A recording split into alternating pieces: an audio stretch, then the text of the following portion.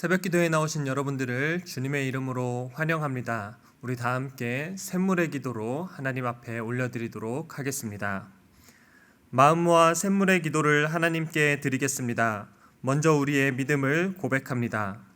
만유의 주가 되시는 하나님 아버지, 하나님은 우리의 기도를 들으시고 우리의 기도를 통해 역사하시는 분이심을 고백합니다. 오늘도 주님께 나와서 기도로 하루를 시작하오니 우리와 동행해 주시고 주의 뜻을 행하며 살아가도록 도와주옵소서. 나라를 위해 기도합니다. 반만년 역사 가운데 우리를 지켜주신 하나님, 저희가 당한 영적, 경제적, 안보적, 도덕적 위기 가운데 저희를 돌아보아 주옵소서. 이 위기를 극복할 힘은 오직 하나님께로부터 옴을 고백하오니 저희의 마음이 겸비하여 주의 얼굴을 찾도록 도우시고 국가 지도자들은 하나님과 국민들을 두려워하는 마음으로 나라를 경영하도록 인도해 주옵소서. 주일 예배를 위해 기도합니다. 예배를 받으시기에 합당하신 하나님, 예배의 열정이 식지 않도록 도와주옵소서. 좀 더 모일 수 있는 여건을 허락하시고 만나지 못할 때라도 마음 많은 서로를 향한 사랑과 관심 그리고 기도가 더하게 하옵소서. 주일 예배 가운데 힘있게 임재해 주셔서 하나님의 살아계심을 나타내 주시고 저희의 찬양과 기도를 기쁘게 받아 주옵소서. 다음 세대를 위해 기도합니다. 저희에게 선물로 주신 다음 세대를 하나님께 맡겨드립니다. 교육이 우상처럼 변해버린 이 시대 속에 우리 자녀들이 무엇보다도 먼저 하나님을 인격적으로 알아가고 하나님의 영광을 위해 살아가도록 지도해 주옵소서. 샘물의 가정들마다 가정예배가 드려지게 하시고 하나님만 섬기는 화목하고 행복한 가정이 되게 하옵소서. 목장을 위해 기도합니다. 영혼 구원하고 제자 삼는 목장들이 되게 하옵소서. 언제나 VIP에 대한 관심과 사랑을 마음에 품게 하시고 서로를 위해 전보다 더 간절히 기도하면서 지속적으로 기도 응답을 경험하는 목장들 되게 하옵소서. 목장을 돌보고 섬기는 목자님들을 영육간에 강건하게 지켜 주옵소서. 선교와 선교사님을 위해 기도합니다. 선교의 주관자이신 하나님, 온 세계의 선교지들 가운데 역사해 주옵소서. 코로나 바이러스로 선교 사역이 위축되거나 선교사들의 활동이 제약되지 않도록 도우시고 이런 염려되는 상황 가운데 오히려 하나님이 참으로 살아계시고 사람들을 사랑하고 계심을 나타내 주옵소서. 샘물 성도들을 위해 기도합니다. 각지에 흩어진 우리 모든 성도들이 주님의 사랑과 평안 가운데 거하게 하옵소서. 어렵고 힘든 때에라도 우리의 산성이신 하나님을 바라보며 위로를 얻게 하시고 위기를 극복할 지혜와 믿음을 더하여 주옵소서. 특히 건강이 좋지 않은 시니어 성도들을 찾아가 주셔서 치유의 은혜와 하늘의 평안을 베풀어 주옵소서. 우리를 사랑하시는 예수님의 이름으로 기도합니다. 아멘. 오늘 하나님께서 저와 여러분들에게 주시는 말씀은 예레미야 26장 16절부터 24절까지의 말씀입니다. 예레미야 26장 16절부터 24절까지의 말씀입니다. 고관들과 모든 백성이 제사장들과 선지자들에게 이르되 이 사람이 우리 하나님 여호와의 이름으로 우리에게 말하였으니 죽일 만한 이유가 없느니라. 그러자 그 지방의 장로 중 몇 사람이 일어나 백성의 온 회중에게 말하여 이르기를 유다의 왕 히스기야 시대에 모레셋 사람 미가가 유다의 모든 백성에게 예언하여 이르되 만군의 여호와께서 이와 같이 말씀하셨느니라. 시온은 밭같이 경작지가 될 것이며 예루살렘은 돌 무더기가 되며 이 성전의 산은 산당의 숲과 같이 되리라 하였으나 유다의 왕 히스기야와 모든 유다가 그를 죽였느냐? 히스기야가 여호와를 두려워하여 여호와께 간구하매 여호와께서 그들에게 선언한 재앙에 대하여 뜻을 돌이키지 아니하셨느냐? 우리가 이같이 하면 우리의 생명을 스스로 심히 해롭게 하는 것이니라. 또 여호와의 이름으로 예언한 사람이 있었는데 곧 기럇 여아림 스마야의 아들 우리아라. 그가 예레미야의 모든 말과 같이 이 성과 이 땅에 경고하여 예언하매 여호야김 왕과 그의 모든 용사와 모든 고관이 그의 말을 듣고서 왕이 그를 죽이려 하매 우리아가 그 말을 듣고 두려워 애굽으로 도망하여 간지라. 여호야김 왕이 사람을 애굽으로 보내되 곧 악볼의 아들 엘라단과 몇 사람을 함께 애굽으로 보냈더니 그들이 우리아를 애굽에서 연행하여 여호야김 왕에게로 그를 데려오매 왕이 칼로 그를 죽이고 그의 시체를 평민의 묘지에 던지게 하니라. 사반의 아들 아히감의 손이 예레미야를 도와주어 그를 백성의 손에 내어주지 아니하여 죽이지 못하게 하니라. 아멘. 오늘의 말씀은 나에게 주시는 말씀입니다. 같은 말씀이라도 나에게 주시는 말씀으로 받을 수도 있고 또 나랑은 전혀 상관없는 말씀으로 여길 수도 있습니다. 그래서 오늘 본문을 복 있는 사람 큐티책에서는 같은 말씀, 다른 반응들이라는 제목을 붙여놨습니다. 똑같은 말씀을 듣더라도 서로 다른 반응이 나올 수도 있다는 이야기인데요. 바라기는 저와 여러분들이 하나님의 말씀을 편식하지 않고 나에게 주시는 말씀으로 받기를 주님의 이름으로 축원드립니다.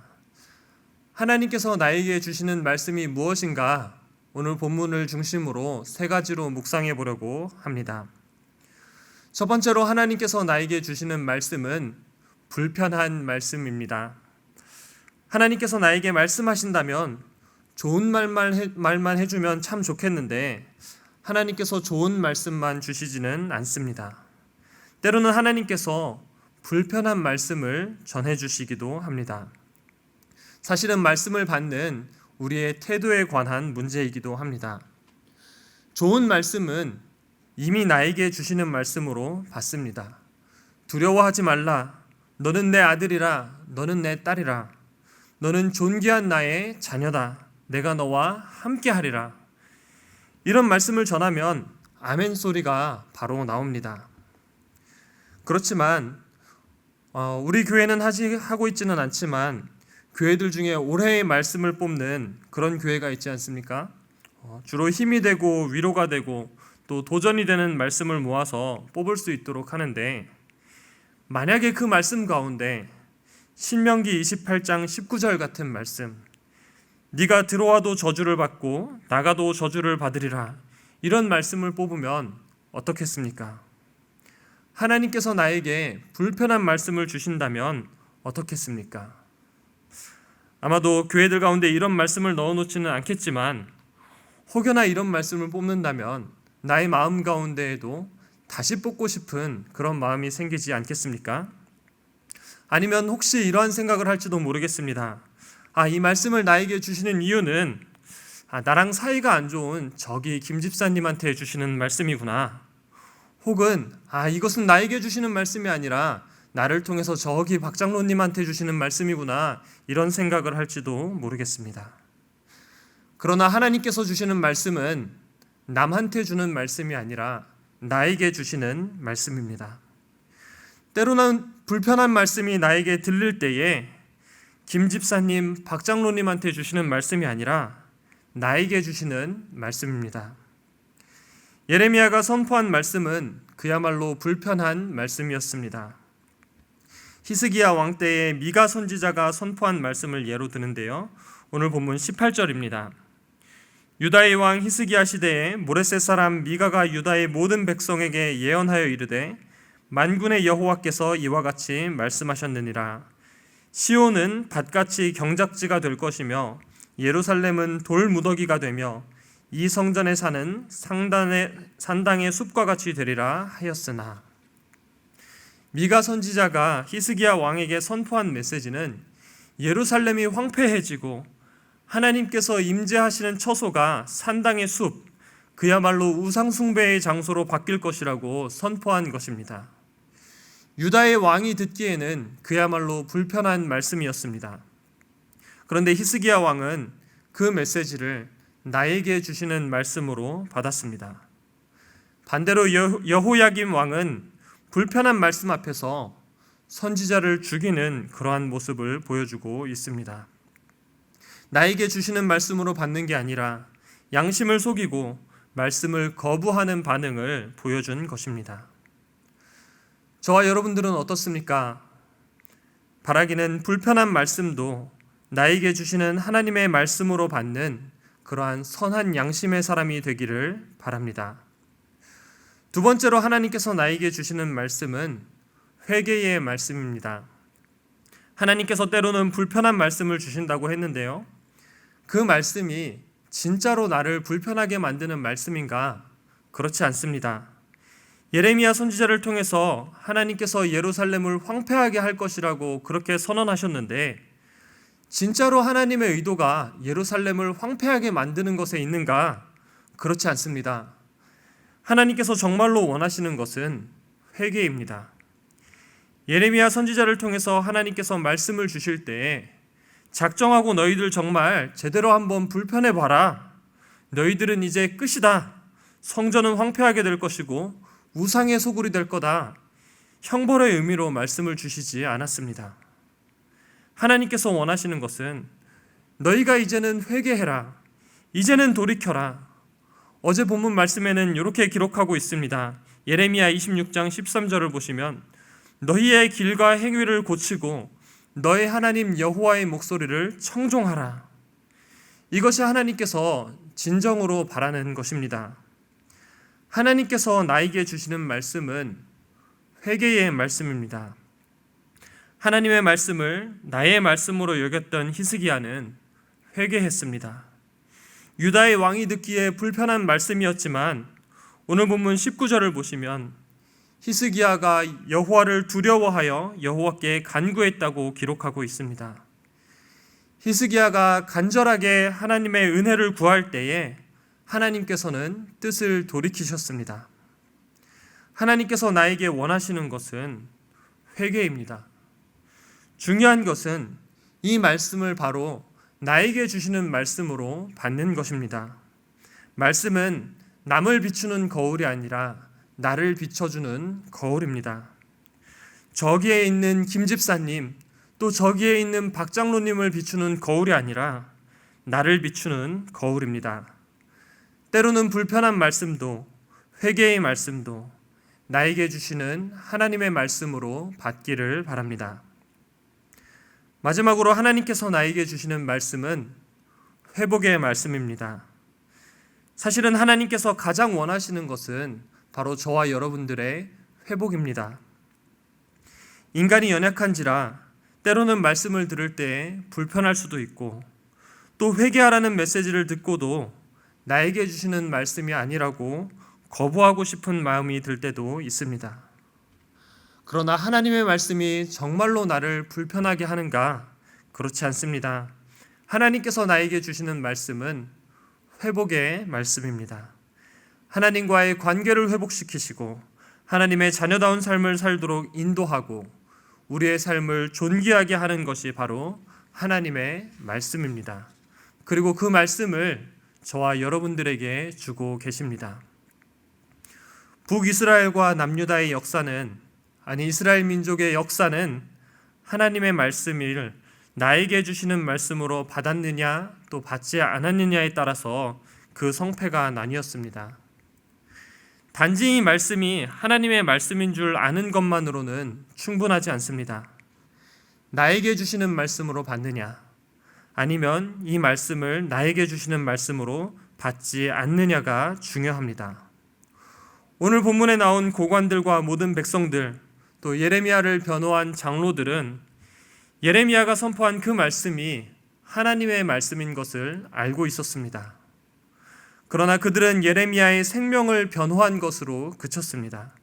하나님의 말씀을 나의 말씀으로 받지는 않았습니다.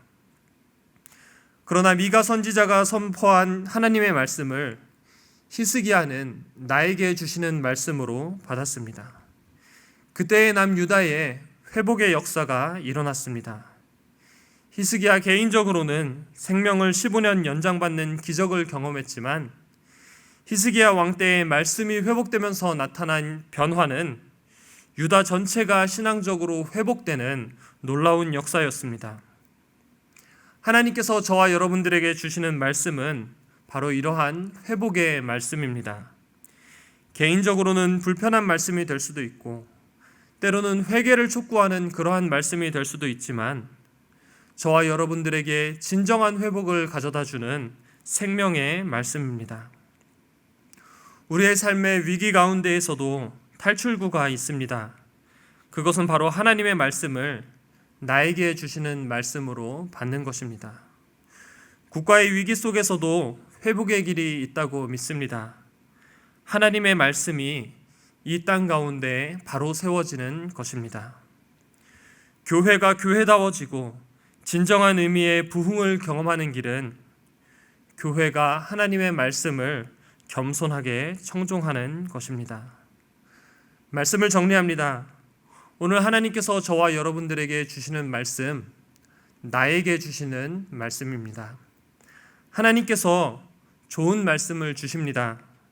때로는 불편할 수도 있고 회개를 촉구하기도 하지만 진정한 의미의 회복을 가져다주는 정말로 좋은 말씀입니다.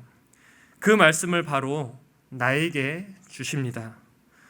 바라기는 하나님의 말씀을 오늘 나에게 주시는 말씀으로 받는 그러한 깨끗한 양심의 신앙인이 되기를 주님의 이름으로 축원드립니다. 아멘.